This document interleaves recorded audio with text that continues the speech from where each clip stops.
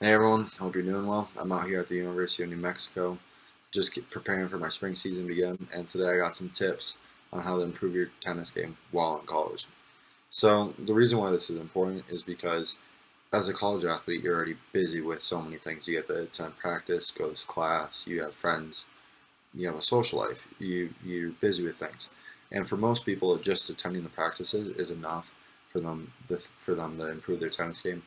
But for others, you need to find ways outside of your own practices um, to improve your tennis game so that way you can pass your peers or your opponents and just continue to improve at a great rate. Um, so I got 5 tips today on how to do that. So number one, you need to be goal oriented.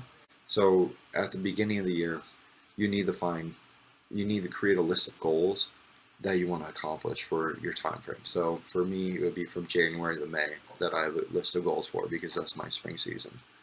Um, and so with these goals, you can write, oh, I want to play in the lineup. Oh, I want to win this amount of matches, or this is the spot I want to play. And with these goals, it keeps you focused on something to work towards, and not necessarily your goals have to be um, like things you win a certain amount of matches or what spot you want to play because those goals aren't necessarily controllable. Where you can also create other goals like I want to be get all A's, or um, I want to improve my first serve percentage to 60% compared to 50. So with these things, it helps you continue to work towards something through your whole time frame.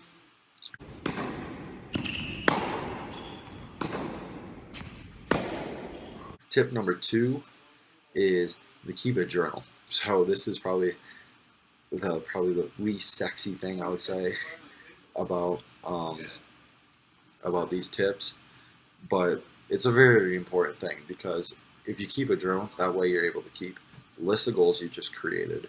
Then you're also able to think of ways how you're going to accomplish your goals, and then you're able to track how the things that you're doing to accomplish those goals.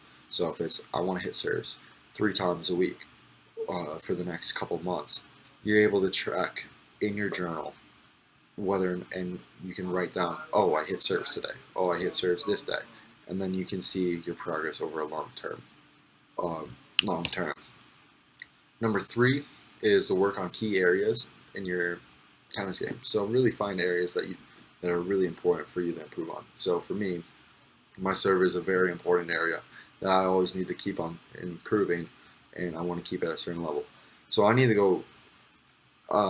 go hit serves a certain amount of times each week, so that way my serve continues to improve. I need to practice targets. Another thing that you can work on is like your footwork.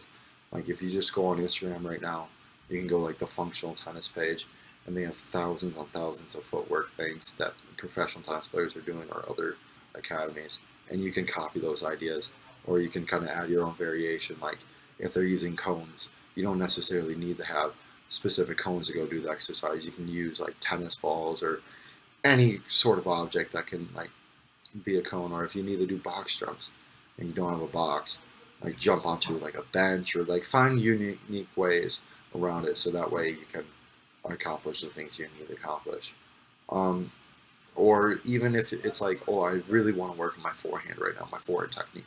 Talk to your coaches about it and be like, can you just feed me up basketballs? Or ask a teammate, can you feed me up basketballs after practice or before practice today so I can really work on this on my forehand?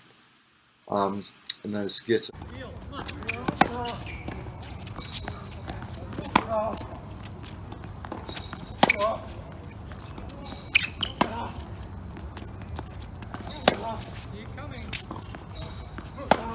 us to our 4th tip. Really study the game of tennis. That's really important. Um, as a tennis player, you don't. Not everyone loves watching tennis, um, but it's really important to understand the game because that will really increase your allow you to improve in a short amount of time. Like for me, I like to watch matches myself and really analyze like not necessarily my technique, but how I'm playing the match. Like what am I doing here? Like my strategy or whether or not I'm being positive or not. And with these things, you're really able to like kind of understand how you play it and how to change it the next time you're on court.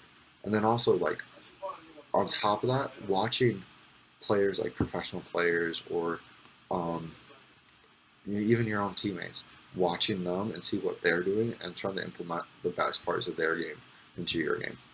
Tip number 5 is just be positive with everything. Like enjoy the process. You're in college, you got 4 years, sometimes 5 and 6, but for most of you, it's 4 years of your life.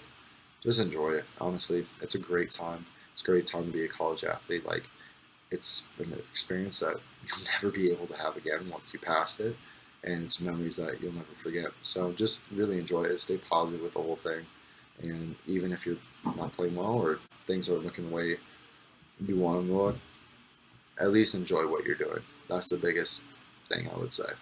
So I hope you enjoy these tips. I hope you go out and use them. Good luck with everything, and thank you guys. Have a good one.